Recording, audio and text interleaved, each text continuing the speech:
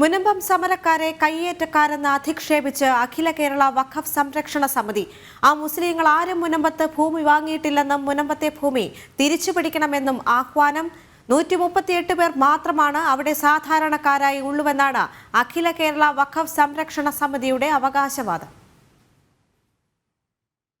മുനമ്പം സമരക്കാരെ കയ്യേറ്റക്കാരെന്ന് വിളിച്ച് അധിക്ഷേപിച്ചിരിക്കുകയാണ് അഖില കേരള വഖഫ് സംരക്ഷണ സമിതി. മുനമ്പത്ത് സമരം നയിക്കുന്നത് റിസോർട്ട് മാഫിയകളാണെന്നും അവർക്ക് വേണ്ടിയാണിപ്പോൾ സമരം നടക്കുന്നതെന്നും പറഞ്ഞുകൊണ്ട് സമരത്തെ ചെറുതായി ചിത്രീകരിക്കാനാണ് അഖില കേരള വഖഫ് സംരക്ഷണ സഭയുടെ ശ്രമം.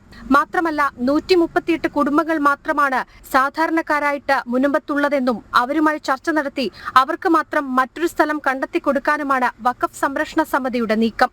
ഇത് വഖഫ് സ്വത്താണ്. പക്ഷെ പാവങ്ങൾക്കുണ്ടെങ്കിൽ അത് 138 പേര് മാത്രമാണ് ഞങ്ങളെ സർവേയിൽ അവിടെ 138. 650 എണ്ണൊന്നും പെരുപ്പിച്ച് കാണിക്കുകയാണ്. അത് സെറ്റിൽ ചെയ്യാവുന്ന വിഷയമുള്ളൂ. അവർ 4 സെന്റ് 5 സെന്റ് 6 സെന്റേ ഉള്ളൂ. അത് സെറ്റിൽ ചെയ്യാൻ കഴിയും. ബാക്കി റിസോർട്ടിനെ പോയി പിടികൂടണം. അത് വഖഫ് സ്വത്താണ്.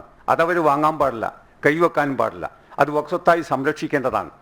ഫറൂഖ് കോളേജാണ് പ്രതിസ്ഥാനത്ത്. ഒന്ന് മനസ്സിലാക്കണം. ഇപ്പോൾ ഫറൂഖ് കോളേജ് മാനേജ്മെന്റ് വിൽപ്പന നടത്തി അക്രമം ചെയ്തു. കൺസെന്റ് പോലും ബോർഡിന്റെ വാങ്ങിയില്ല. അബദ്ധം ന്യായീകരിക്കാൻ അവർ ഒളിഞ്ഞു കുത്തിയിരുന്നാൽ പറ്റില്ല. മുനമ്പത്തെ പ്രശ്നത്തിന് കാരണം ഫറൂഖ് കോളേജ് ആണെന്ന് പറയുമ്പോഴും വഖഫ് സംരക്ഷണ സമിതി കോടതിയിൽ നൽകിയ കേസിൽ ഫറൂഖ് കോളേജിനെ കക്ഷി ചേർത്തിട്ടില്ല.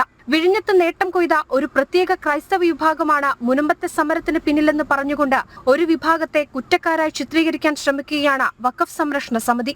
മാത്രമല്ല കേരളത്തിലുടനീളം വഖഫ് കയ്യേറ്റങ്ങൾ ഉണ്ടായിട്ടുണ്ടെന്നും അതൊഴിപ്പിച്ച് ഭൂമി തിരിച്ചുപിടിക്കുമെന്നും അതിനുള്ള നീക്കമാണ് ഇനുണ്ടാവുകയെന്നും അവർ സൂചിപ്പിച്ചു. മുനമ്പം വിഷയവുമായി ബന്ധപ്പെട്ട ജുഡീഷ്യൽ അന്വേഷണം വേണമെന്നും ഇതുമായി ബന്ധപ്പെട്ട മുഖ്യമന്ത്രിയെ കാണാനുമാണ് വഖഫ് സംരക്ഷണ സമിതിയുടെ അടുത്ത നീക്കം. ജനം, കോഴിക്കോട്.